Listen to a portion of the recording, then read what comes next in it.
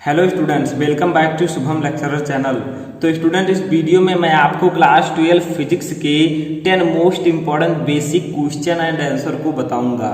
तो स्टूडेंट, अगर आप क्लास 12 में हैं और आपने फिजिक्स का फर्स्ट और सेकंड चैप्टर पढ़ लिया है या पढ़ने वाले हैं तो ये वीडियो आपके लिए बहुत ही इम्पोर्टेंट है, क्योंकि अगर आपने वैद्युत आवेश तथा क्षेत्र और स्थिर विद्युत विभव तथा धारिता इन चैप्टर को पढ़ लिया है या पढ़ने वाले हैं तो आपको ये 10 क्वेश्चन जरूर पता होने चाहिए, क्योंकि ये इन 10 क्वेश्चंस में कुछ बेसिक ट्रिक्स है। आप लोग क्या करते हैं, वैद्युत आवेश तथा क्षेत्र और स्थिर विद्युत विभव तथा धारिता इन चैप्टर में जो बहुत हार्ड और बहुत बड़े बड़े टॉपिक होते हैं उनको पढ़ लेते हैं, लेकिन जो बेसिक चीज़ें होती हैं उनको आप पढ़ना भूल जाते हैं। तो इस वीडियो में मैं आपको कुछ बेसिक क्वेश्चन आंसर एंड कुछ बेसिक फार्मूला बताऊंगा, जिसकी सहायता से आप न्यूमेरिकल्स को सॉल्व कर सकते हैं और इस पूरे चैप्टर को अच्छे से तैयार कर सकते हैं।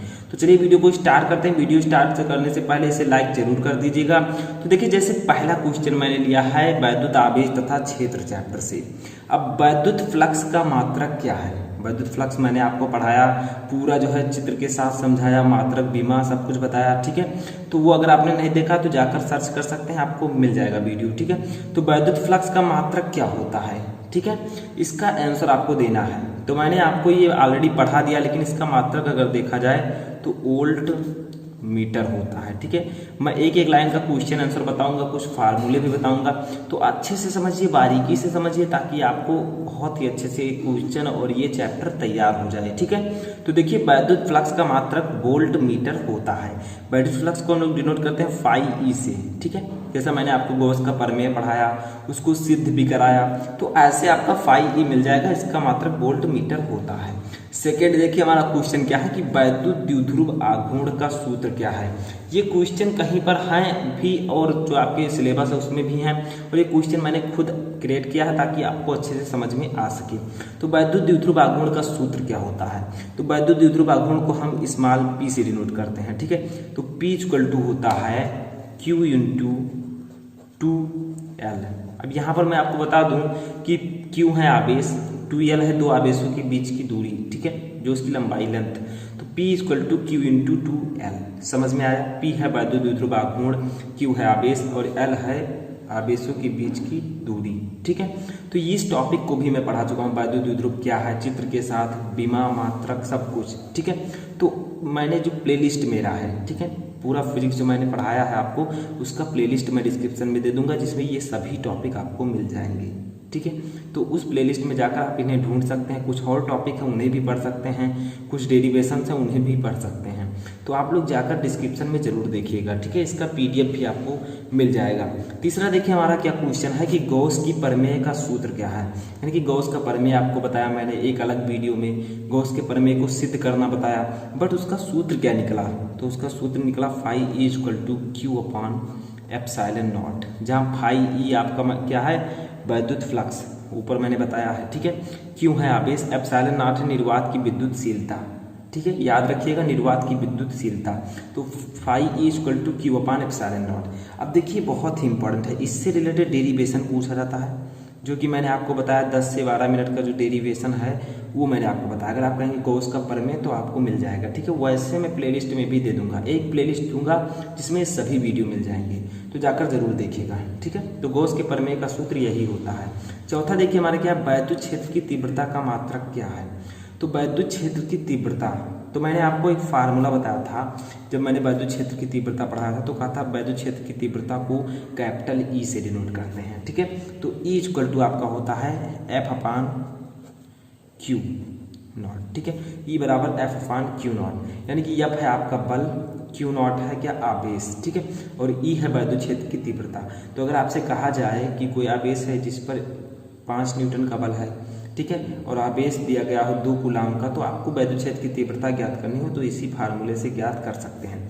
बट इसका मात्रक पूछा जा रहा है, तो मात्रक हम सिंपली लिख सकते हैं, F का मात्रक न्यूटन, क्योंकि ये बल है, बल का मात्रक न्यूटन होता है, प्रति Q आवेश, आवेश का मात्रक कूलाम, ठीक है। तो फार्मूला पता है तो आप उसका मात्रक आसानी से जो है क्रिएट कर सकते हैं। समझ में आया? तो वैद्युत क्षेत्र की तीव्रता का मात्रक E बराबर F अपान Q नॉट, यानी कि न्यूटन प्रति कूलाम। इस पर मैं अलग से भी वीडियो बना चुका हूँ। पांचवा देखिए क्वेश्चन हमारा क्या है कि विद्युत द्विध्रुव के कारण अक्षीय स्थिति में वैद्युत विभव का सूत्र क्या होगा।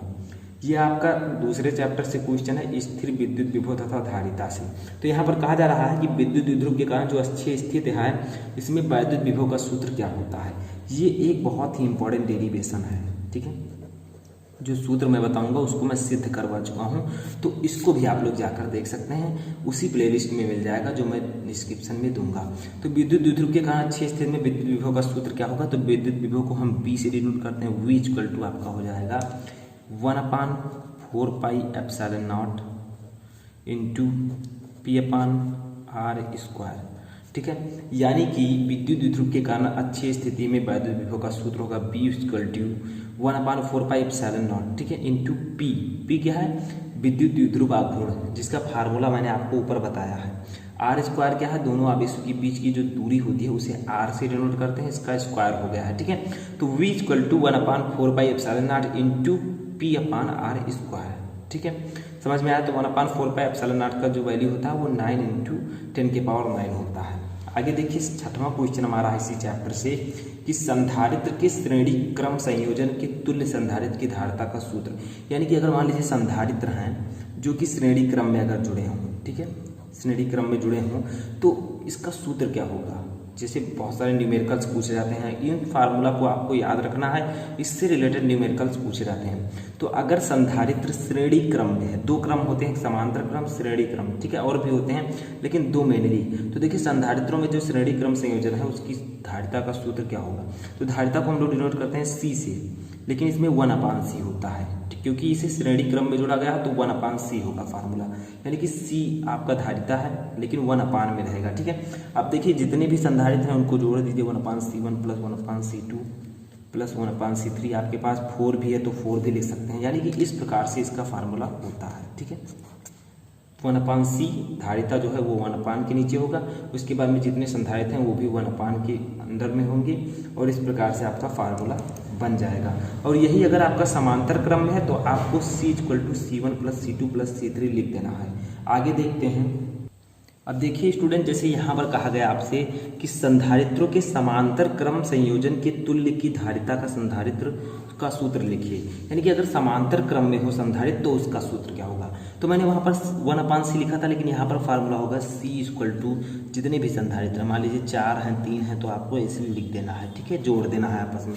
तो इस प्रकार से फार्मूला हो जाएगा और आपका संधारित्र की धारिता निकल आएगी।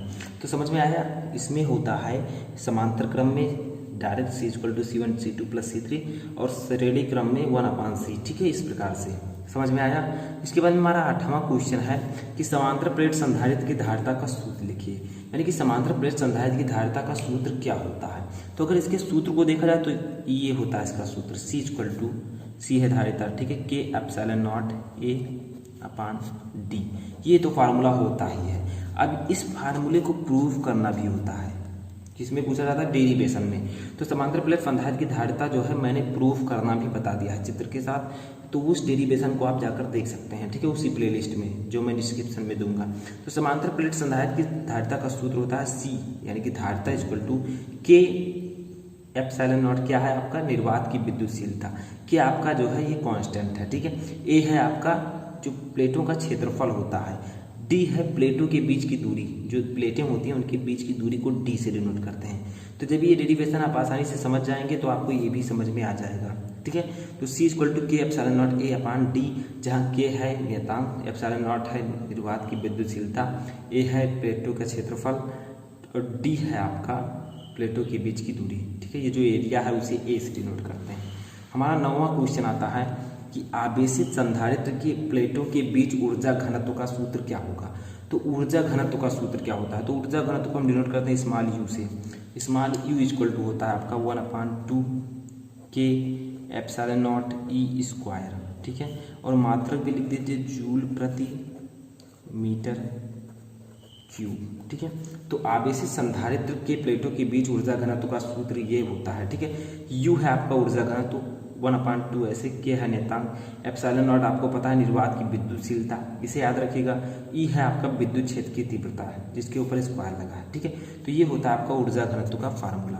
इसके बाद में हमारा लास्ट क्वेश्चन आता है कि एक इलेक्ट्रॉन वोल्ट का मान कितना होता है। तो एक इलेक्ट्रॉन वोल्ट यानी कि ईवी को हम लिखते हैं इलेक्ट्रॉन वोल्ट को ईवी से, ठीक है। तो एक इलेक्ट्रॉन वोल्ट इक्वल टू होता है 1.6 इंटू 10⁻⁻19 जूल, ठीक है। यानी कि 1.6 × 10⁻⁻19 जूल, जो कि इलेक्ट्रॉन का जो आवेश होता है, ठीक है, उसके बराबर होता है।